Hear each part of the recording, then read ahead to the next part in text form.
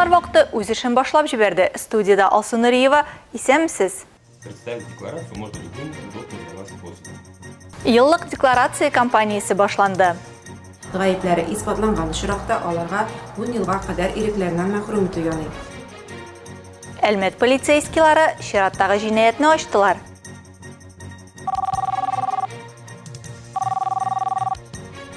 Кыргылдарлар аларга эшне исти тора.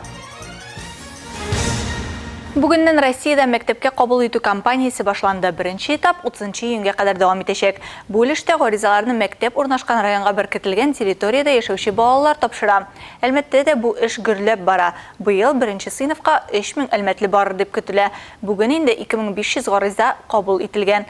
Гаризалар саны буенча инде бүген үк 2нче лицей һәм 25нче мәктәпкә килергә теләүчеләр бик күп дип белгечләр. Район мәгариф идарәсе начальнигы Ирина Павловская сүзләренчә, быел ЕСИ аша документлар кабул итү беренче тапкыр тапшырыла. Шуңадырмы әти-әниләр урынга барып гариза тапшыруны иң отышлы дип саный. Я проехала сегодня несколько школ с утра. В инженерном лицее. Иртән берничә мәктәптә булдым. Инженерлар лицейында 2 кеше басып тора иде. Минем белән тагын 4 керде. Икенче лицейда якынча 25 әти-әни иде. 20нче мәктәптә 70-кә якын кеше. В 20-й школе около 70 родителей.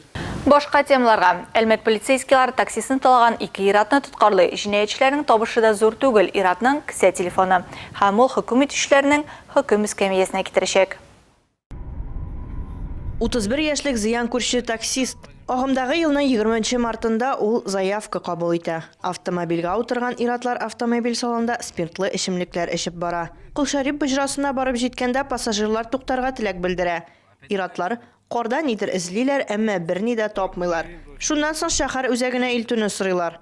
Юлда барганда таксист бер пассажирдан куркынычсызлык каешын электроун сорый. Тик автомобильнең арткы утыргычында утырган ират моңа бик кискен җавап бирә һәм канцелярия пычагын чыгарып таксистның муенына терәй. Аның артыннан икенче пассажир йөртүчегә отвертка белән яный, акча, кесә телефон һәм автомобильгә документлар таләп итә башлый. Машина йөртүче автомобиль белән идарә иткән вакытта каршылык күрсәтергә омтыла. Нәтиҗәдә баганага бәрелә.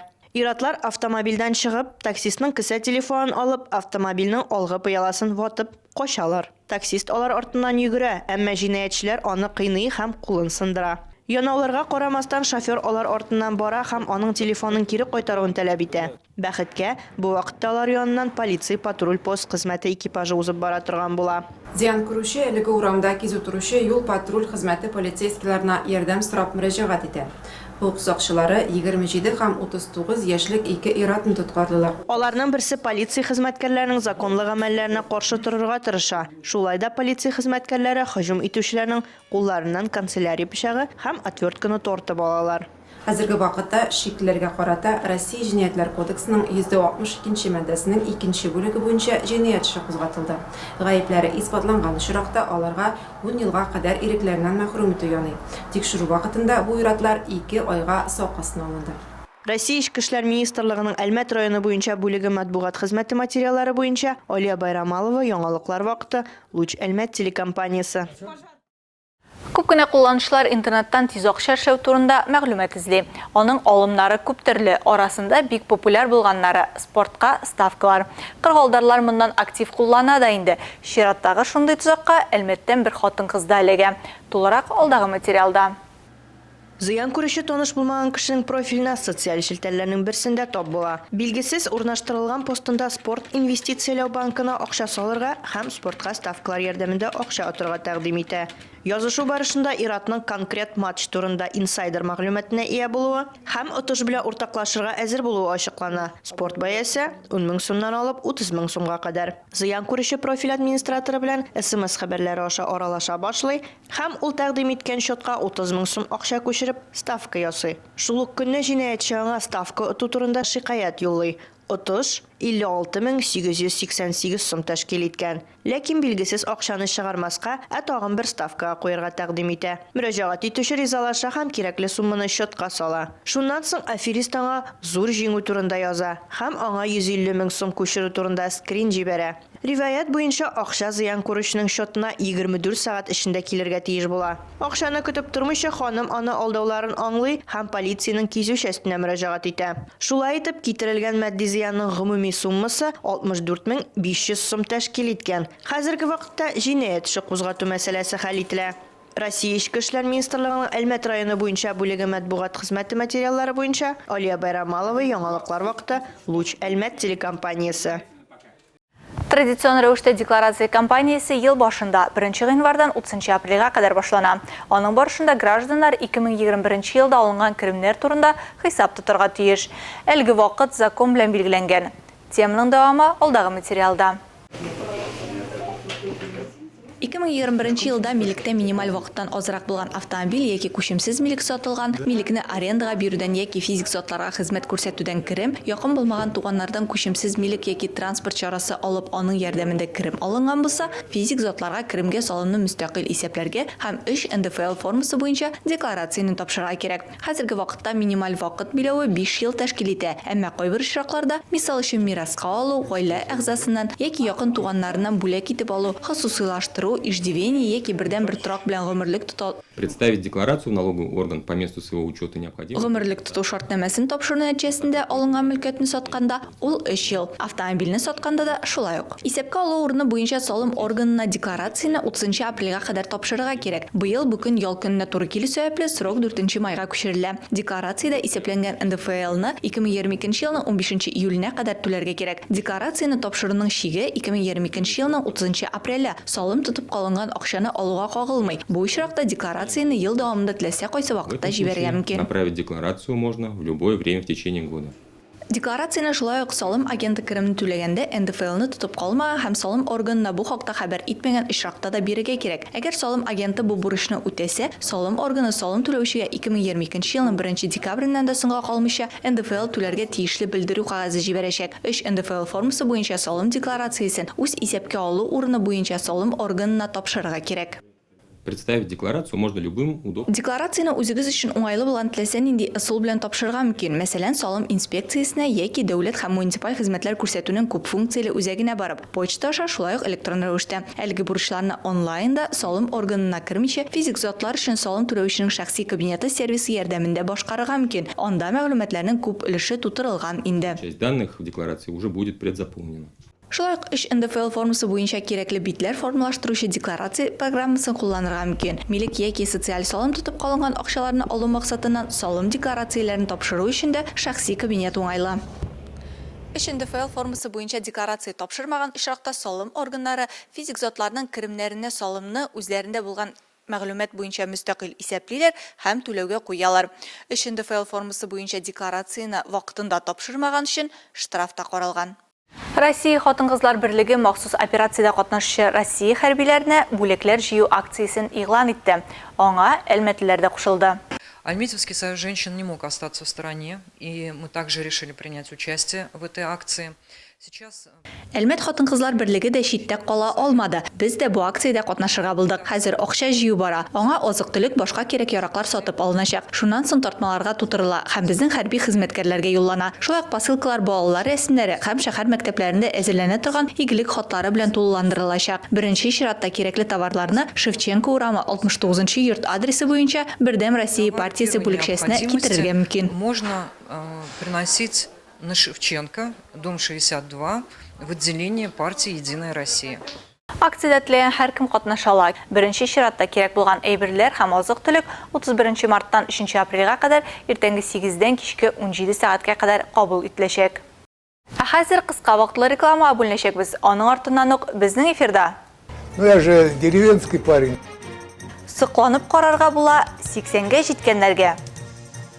Уже я увидела результат, я уже хочу так вот 63 килограмма. Сәламәт яшәү рәвеше һәркемнең җаваплылыгы. Вот ваша живопись такая, вроде бы аккуратная, тихая, да, на которую хочется смотреть, которую хочется слушать. Азнакайда күрнекле рәссамның күчмә күргәзмәсе ачылды. Реклама тиз узачак, безнең белән калыгыз. Эфирда яңалыклар вакыты дәвам итәбез. Бүгіннен дүния мұсылманлары үшін күтіп алынған изгі ай Рамазан кірі. Ол 1 майға қадар давам етешек. Уразаға етім бейрам ету датса 2022 жылны 2 майына туры келе. Уразаның мақсаты тирентін рухи ғилімге ерішу. Ол кіші нәфсін барлық günahlardan шистарта. Ураза тәқвалықны арттыруға бір себеп болып тұра. Рамазан айы ол сынау айы. Бұл вақытта кешке таң атқаншыдан Құяш батқаншаға қадар ашау ішуден, яман уй ниетлерден тыйылып тұру шарт. Әлбетте бұл вақытта һәр кім изгі ниетте болып, сауап ішлеп қалырға тырышырға тиеш.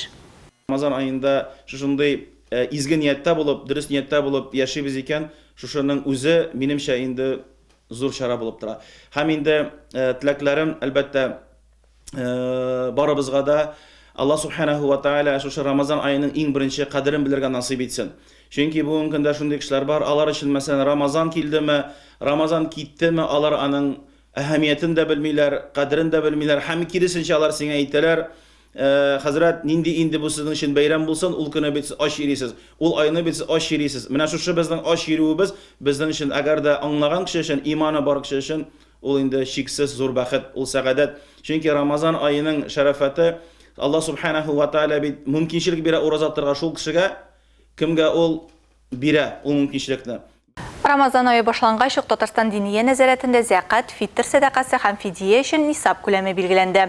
Зәкат түләү өчен нисап 620 мең сум тәшкил итә. Ягъни ел дәвамында мондый суммага ия булган мөселман хәлле дип санала. Һәм аның өчен бу түләү мәҗбүри булып тора. Сүз уңаеннан, узган ел нисап күләме 2 тапкыр кимрәк 310 мең булган. Фитр сәдақасының минималь күләме 150 сум билгеләнгән. Моннан тыш сәламәтлеге буенча ураза тоту мөмкинлеге булмаган өчен фидия күләме дә бар. Ул һәр көн өчен 300 сум тәшкил итә. Хәрәкәт ул тормыш, тагын сәламәтлек һәм матурлык. Бу хакта Меняемся к лучшему проектында катнашучыларыбыз тәгаен белә. Шуңа күрә алар үзләрен төрле спорт төрләрендә сынап карадылар, төрле белгечләрдән кирәкле мәгълүмат тупладылар.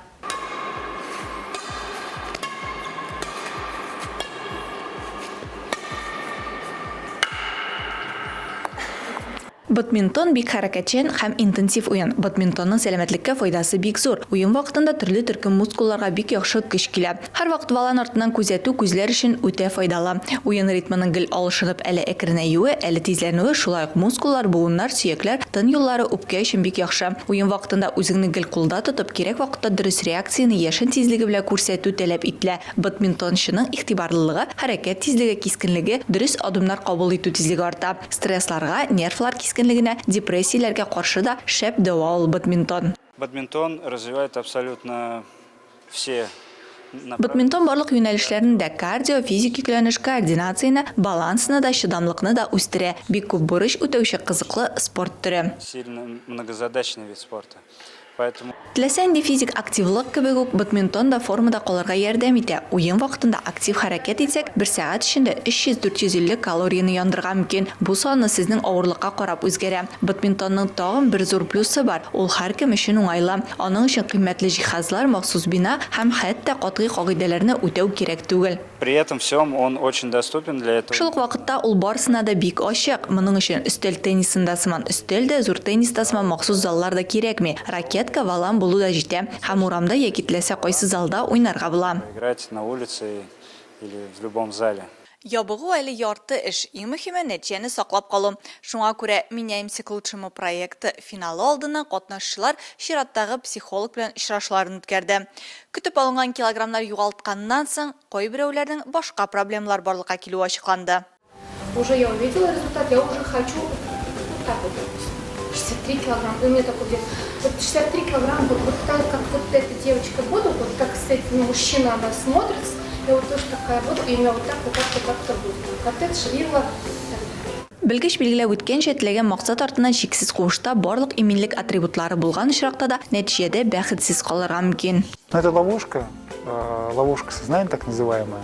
То есть всегда будет. Бу тузак, аң тузагы, ягъни һәр вакыт ниндидер шартлар булачак. Әйтерсең лә миңа әле бераз гына кирәк, һәм шул чакта мин бәхетле булачакмын. Ә максатка ирешкәч, тагын нинди дә булса сәбәп табылачак. Перфекционизм вакытында сыман. Еще что-то сделать лучше. Ну, как при перфекционизме. Шуңа күрә бәхетне билгеләү пункты буларак түгел, ә юл буларак кабул итү мөһим. Бүген проектның соңгы көне барлык катнашучылар да финал бүләкләү тантанасына юл тота. Ә кем җиңәчәген бүген ваш лучший вечер чыгарылышында белә алачаксыз. Her kişinin boş üstünde tübesi bulurga tiyir. Barımızda uңайлы, motor, zamança, ышанычлы hem nıq tırak buluğun tili. Tüzüşlerden başka bu tilekni turmuşqa aşırıp bulmay. Bu her kimge kerekli hem cevaplı hüner. Kelesi süjetimizin giroyu da ömrü boyu Respublikanın tüzülüş tarmağı üsüşüne özünün ülüşün kırtıp yaşayı.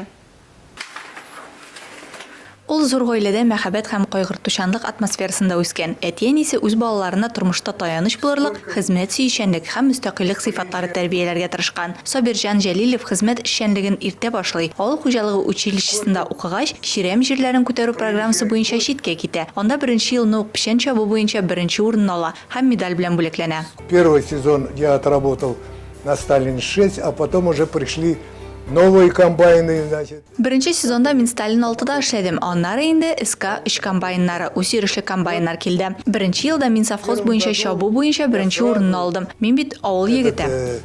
По совхозу я занял первое место по косовице, значит.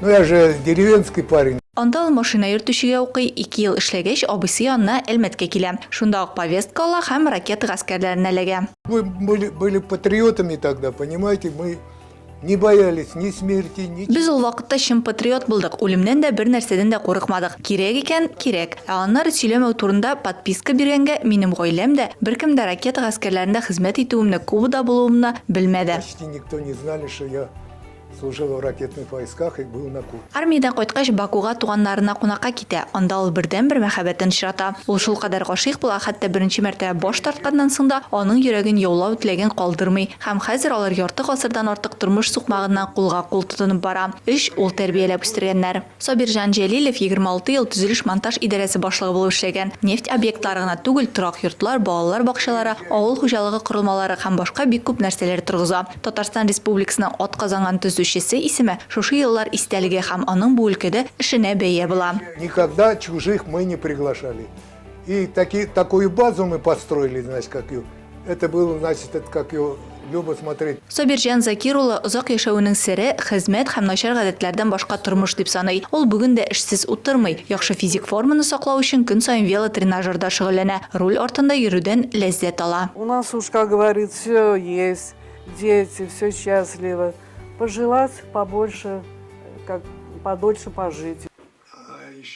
Азнакай шәһәренең туган якны өйрәнү музее рәсем сәяхәтенә чакыра. Анда күренекле рәссам Анатолий Крыловның күчмә күргәзмәсе ачылды. Күргәзмә ачылу тантанасын безнең иҗат төркемендә күреп кайтты. Экспозицияга 45 картина кергән. Аларны рәссам соңгы 17 ел эчендә иҗат иткән. Әмма рәссамның иҗат юлы күпкә озынрак һәм барлык картиналарында санап бетереп булмый. Первую грамоту от министра. Татарстан Республикасы министрлыгы тарафыннан беренче грамотамны алганга түгел 55 ел узды. Ул вакытта мин Тукай әсәренә иллюстрация яздым, Шүрәле образын ясадым. Шул вакытта миңа истәлеккә бүләкләр һәм акварель буяулар бүләк иткәннәр иде. Ул вакытта акварель буяулар бик кыйммәт иде. Ул һәрбер рәссамның хыялы иде. Это просто мечта любого художника, они в то время дорогие были. Композиция нигезендә төрле илләрдә язылган пейзажлар. Рәссам сәяхәт итәргә ярата һәм һәр сәяхәттән үз эшләрен алып кайта. Монда Кытайда, Франциядә, Италиядә, ә инде Идел һәм туган Татарстанның пейзажлары янәшәдә генә. У каждой работы есть, да, своя история. Һәр эшнең үз тарихы бар. Алар һәрберсе дә яраткан бала кебек. Беренчесеме, 5-нчесе булсын, 80-нчесеме, һәрберсе дә күңелгә якын, кадерле. Каждый по-своему. Күргәзмә ачылышына рәссам үзе генә килмәгән, аны хупларга хезмәттәшләре дә җыйналган. По работам видно, насколько прекрасно его художественное образование. Действительно идет сильная энергетика и профессионализм. Вот ваша живопись такая вроде бы так, аккуратная, тихая, да, на которую хочется смотреть, которую хочется слушать, понимать, чувствовать, что вы сделали. Анатолий Крылов һәр эшенә мәгънә сала. Рәссамның төп максаты үз карашларын тамашачы белән бүлешү. Туган якны өйрәнү музеенда картиналарны 10 апрельгә кадәр карап булачак. Илмира Шәрифуллина, Рөстәм Акбаров, Яңалыклар вакыты, Луш Әлмәт телекомпаниясе.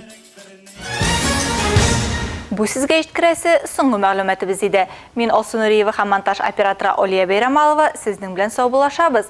Киләсе очрашларга кадәр.